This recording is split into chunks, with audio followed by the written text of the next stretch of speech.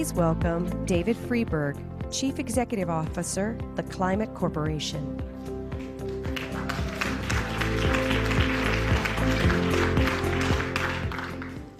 Good afternoon. Thanks for having me. Thanks for inviting someone from Monsanto to the conference. Let me tell you a little bit about myself.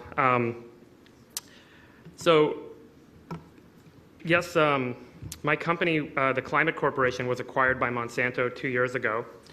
I'll tell you a little bit about what we do here in a second. A little bit more on my background. I'm a lifelong vegetarian. Some people would argue my parents are hippies.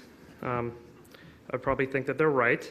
I was raised a vegetarian for ethical and environmental reasons, and I ended up working in technology after I went to school. I worked in Silicon Valley, worked at Google before it was a public company, and left Google in 2006 to start the Climate Corporation.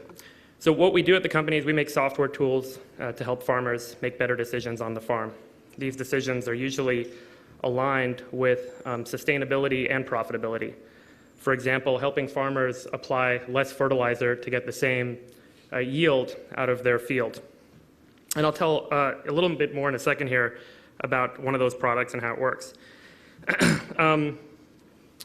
I didn't know much about the intersection of food and technology, and I didn't really have much perspective on how technology was perceived, in particular by a broad contingent of folks that look at food, until I joined Monsanto, and until I actually started having conversations about selling the company to Monsanto.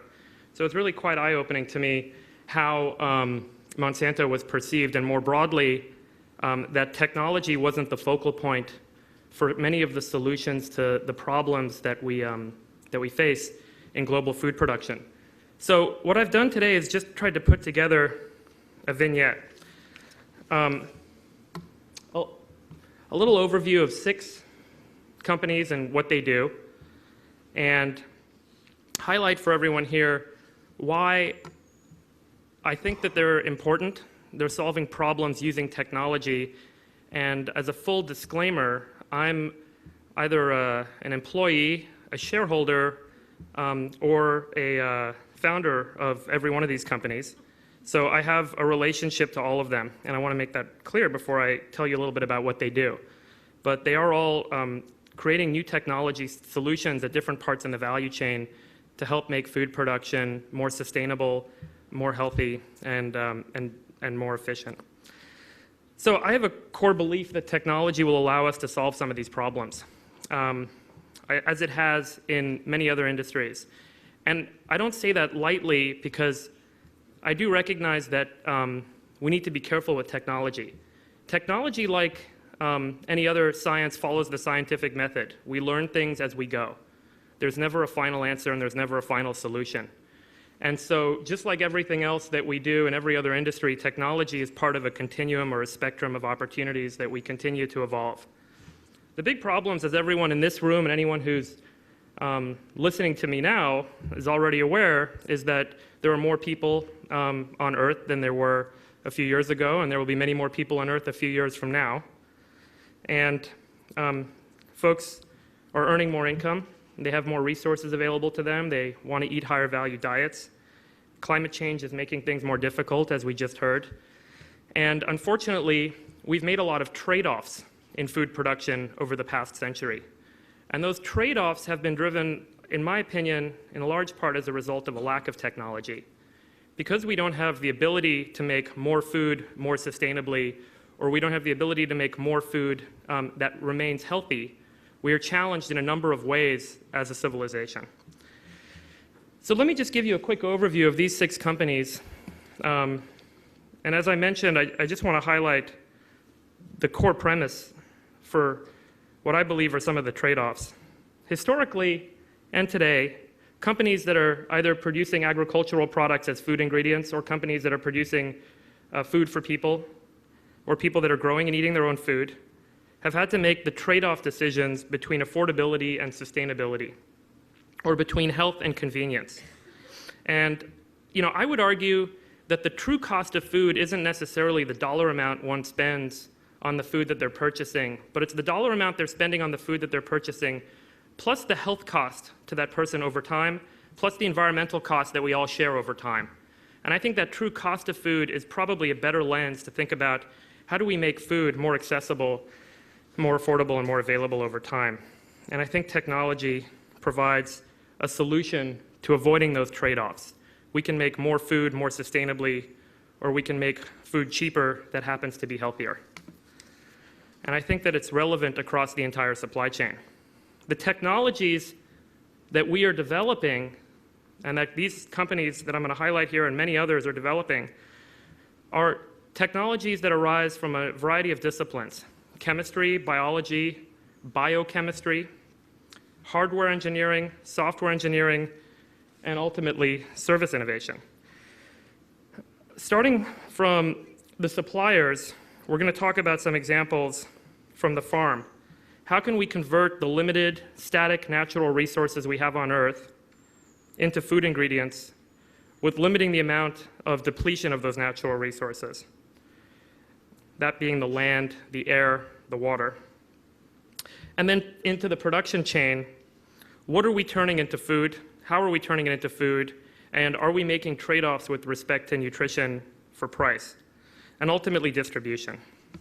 So let's walk through these 6 companies and the examples of what they're doing, and I'm happy to wrap up at the end and chat about some of them. So the first one is a partnership between Monsanto and a Danish company called Novozymes, and this partnership is called the BioAg Alliance. As Michael Pollan has written, and many others have talked about at length, there is a known system in the soil. Some people refer to it as the soil microbiome. There are millions of bacteria, fungi, yeasts that live in the soil and that are responsible for helping the plant succeed in growing in that field, whatever the crop may be. These are natural organisms, natural bacteria, natural yeast, and natural fungus.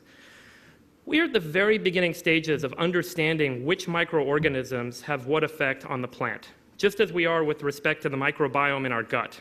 And we're starting to do that research, and the lowered cost of DNA sequencing is allowing us to much more rapidly and cheaply understand the effects that different microorganisms are having on different plants. These effects can include, for example, how the plant attaches nitrogen to the roots, which will help the plant grow more effectively, or whether a nematode or some other parasite eats the roots of the plant and ultimately kills the plant.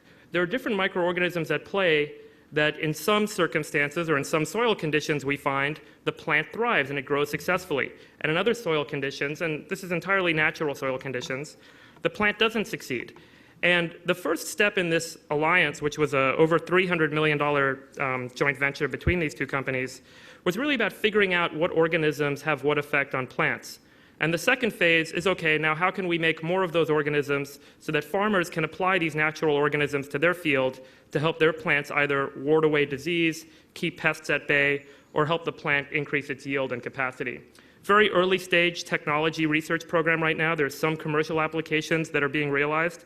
But I think that the implications here are fantastic. And a lot of what we're seeing in medicine is driven by the same principles in terms of what is going on here. We are looking to our natural environment to learn more about what's going on, and in the process, perhaps we can use less persistent chemicals in the environment and ultimately apply these natural organisms to soils to help plants thrive and ward off disease.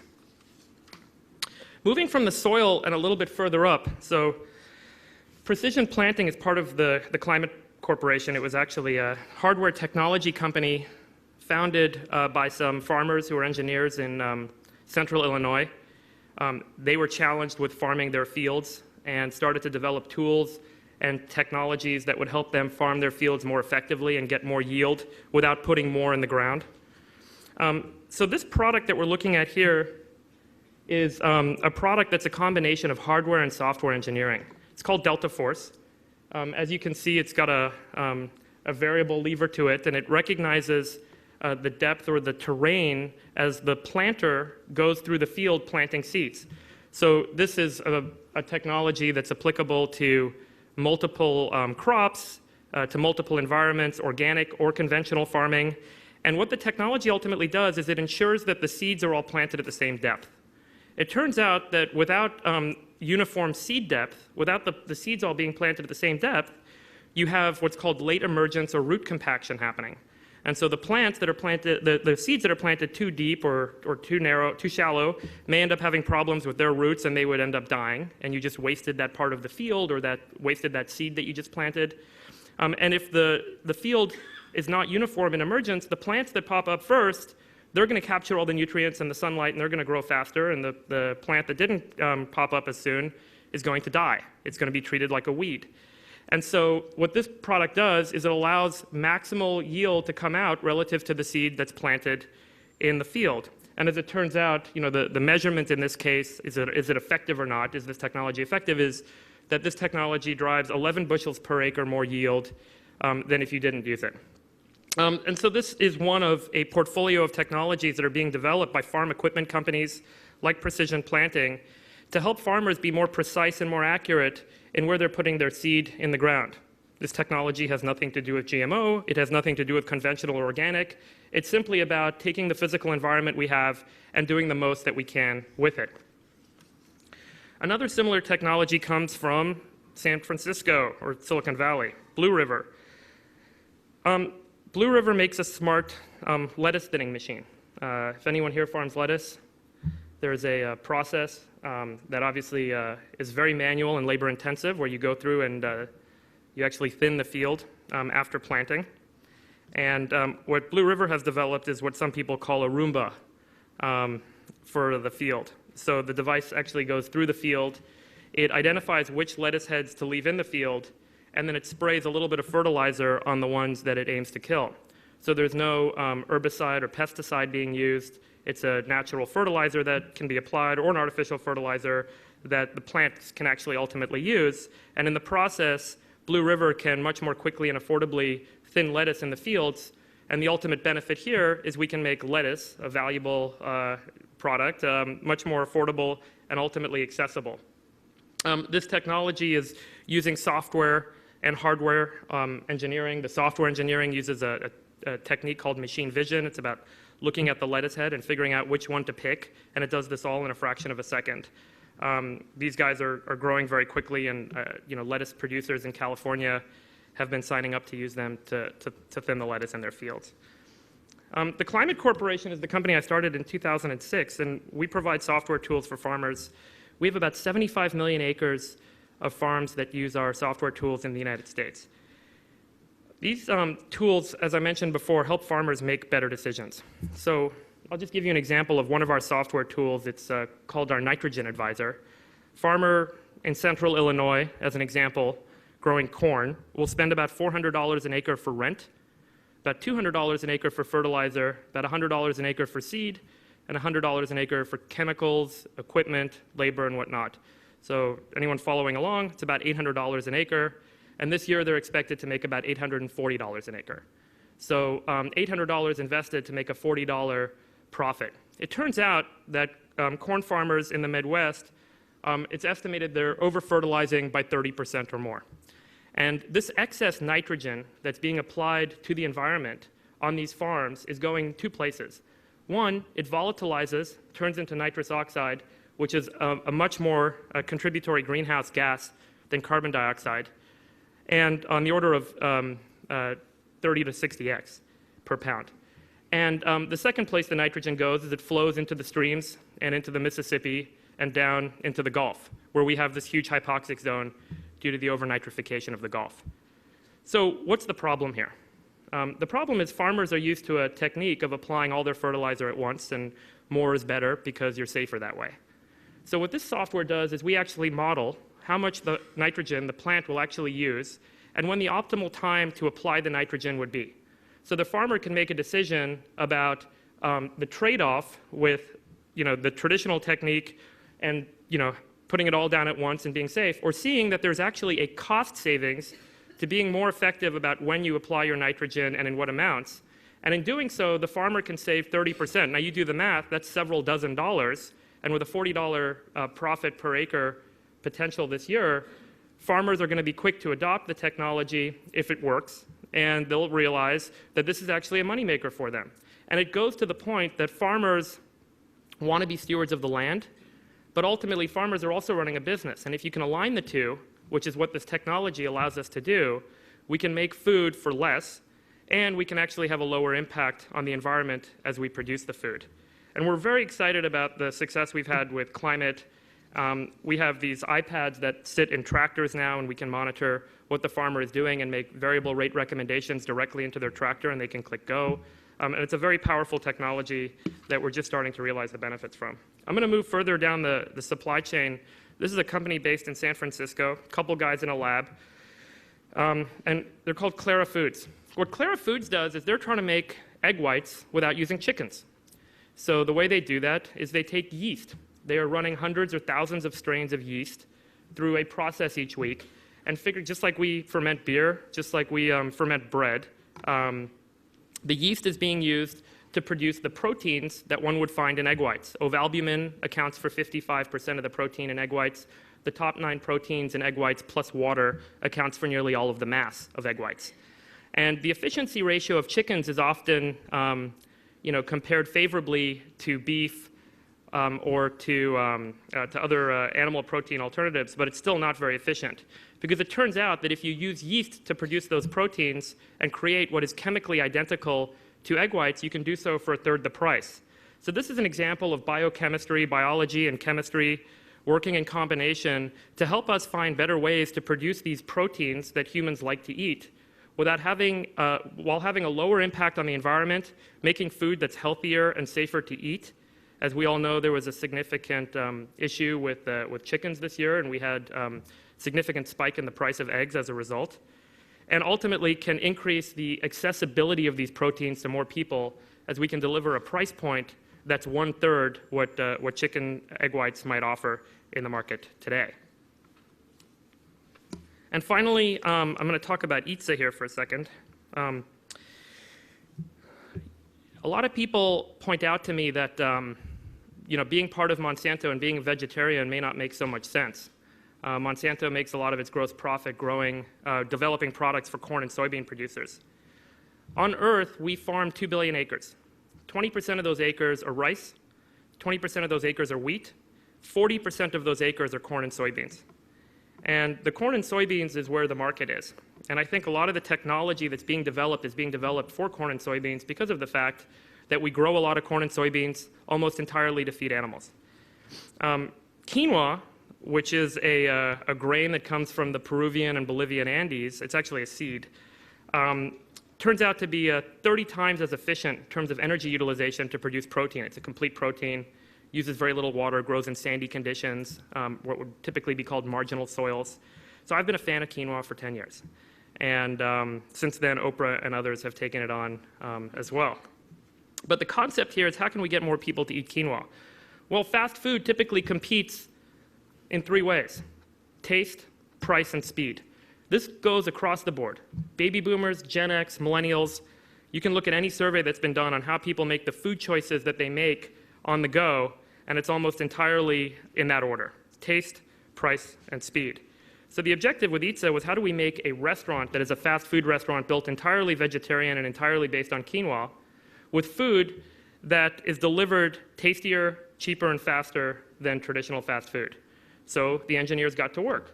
And what we ended up developing was a restaurant that seems to be gaining more attention for its methods rather than the objectives. The objectives being how do we get more people to eat healthier food. The methods being that we've eliminated people from the front of house and we've automated many of the processes in a restaurant, which allows us to reduce the cost and increase the throughput at the restaurant. We're serving over 1,200 people lunch per day for lunch right now. That's more than double what the industry max is in quick serve or fast food. These folks are eating complete nutrition with quinoa as the protein source. And we spent a lot of time developing software and hardware tools that would allow us to automate the fast food restaurant past the cost savings and the speed benefits to the consumer, and with a chemistry and sensory analytics team that allowed us to develop foods that are made fresh, made on demand, but the meat eater doesn't feel like they're missing out on meat. So what's the mouth feel? How do you satiate a meat eater? How do they feel like they're full and happy after this meal? Which if I told anyone that a year ago, they would have said we were crazy and it wouldn't be achievable with a quinoa bowl. And we did all of our testing in Livermore, which is a suburb outside of San Francisco, to make sure that we got this right. And the company has been remarkably successful since launch, and we're opening up several more of these. We really hope to bring better food to more people and make fast food healthy and more sustainable. So that's just a handful of the examples of technologies that are being applied to avoid the trade-offs typical between sustainability, affordability, price, and convenience. And I think that the objectives that we as a civilization have for the next 50 to 100 years with respect to feeding ourselves will require that we continue to develop technologies across the entire production chain to help us get there. And I just wanted to provide this vignette of some examples that, yes, there are great techniques of old that may be worth embracing, but I think that there are also new technologies of the future that are really worth investing in discovering. And I'm very optimistic and excited about the potential of these technologies to allow us to eat as a people in a more affordable way and a more sustainable way, and to give access to nutrition to more people. So thank you, guys. I have very little time for questions, but appreciate your listening today. Thanks.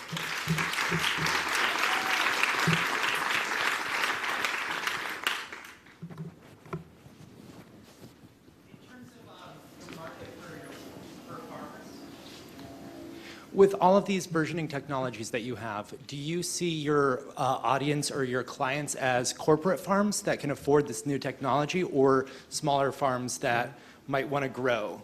The great thing about software is there's no capital investment required.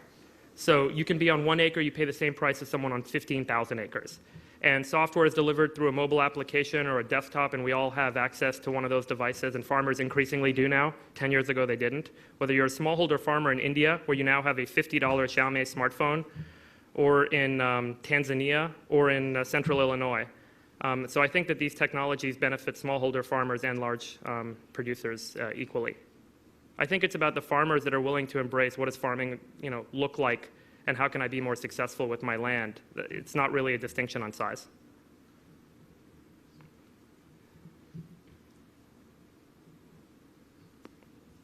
With your investments in products like the egg white and the quinoa, I'm curious as to what you think about these alternative meat companies that are raising huge amounts of capital, like Hampton Creek, Beyond Meat, and the sort of pre-launch but raising tons of money in Impossible Foods. Yeah, my personal opinion is you have to build a better product for the consumer to change. There's always a market for everything. So we can have $14, $15 to-go salad places in San Francisco and New York. They're going to work. There's a market for that there. But to really change what all people are eating, or what the 99% are eating, you have to have a better product. Better means cheaper and more preferable, tastier, more convenient. Some of these companies are building their products off of very expensive vegetable inputs that ultimately cost more to produce per pound than cows do, which we have very cheap corn, we have free water. Again, none of these externalities are priced in today, so the economic cost is free. And the ultimate cost for a pound of ground beef is $3, I think. I've never bought it, so I wouldn't know, but someone told me that. And my understanding is some of these alternative meat products cost over $10, even at production scale. So I question the market for creating these alternative products as a way to really drive change globally. I believe that Clara Foods can drive change globally because they're making a cheaper product that has the identical properties as the eggs. The alternatives that I've seen in the marketplace that are using purely plants or vegetables as a source, they're not quite there yet. Maybe they will. I hope that they will be, but yeah, that's where I think they're at today. And if you can make something that's tastier, maybe someone will pay a premium for it. We've seen that with Shake Shack. But with respect to these products, I think it's hard to achieve that. I think you really need to focus on getting things that are made cheaper. All right, well, yeah, one more? I know we're at a break now, so. We've seen this lag in kind of retail moving to e-commerce. It's about, I think, 1.5%. What do you think is going to happen to make this kind of tip so that consumers get used to buying all their fresh stuff, maybe direct even from farms, online? You can look at Blue Apron, very successful company. They've raised money recently at a very high valuation. I don't know if that is an indication of success, but my understanding is their financials are pretty sound. There are a number of these other on-demand delivery companies. I don't know the unit economics of those businesses very well, Some people have said that they're losing money every time they deliver something. Some people have said that they're actually profitable, so I'm not informed enough. But I think that if the convenience factor is there, people will tip. So people seem to, millennials especially, a lot of people are talking about millennials not having kitchens in their homes. That there's a whole new trend in building apartments in cities where you have a bedroom and a living room or a communal living section. And millennials don't want to cook food anymore because you can order everything on demand. So there's a driver, which is some of us here that, may like to cook. I love to cook, may find that weird. But the same folks that are eating Soylent as a replacement for food, might enjoy convenience. I'm a big investor in Soylent, by the way, and I'm happy to talk about that offline. But I think that this convenience factor is what's going to drive that change. And you find the market, and millennials are a very growing market. So that's where I see the first sort of changes happening. And a lot of the healthy food, there's not a lot of on-demand delivery companies that are starting out by saying, we're going to make worse for you, more disgusting food, but it's going to be really convenient. They're all starting out by saying the convenience is what's going to make you buy the healthier, tastier alternative. So I'm optimistic about, especially in urban areas. Well, thank you guys so much. Appreciate it. Coffee is served downstairs in the hay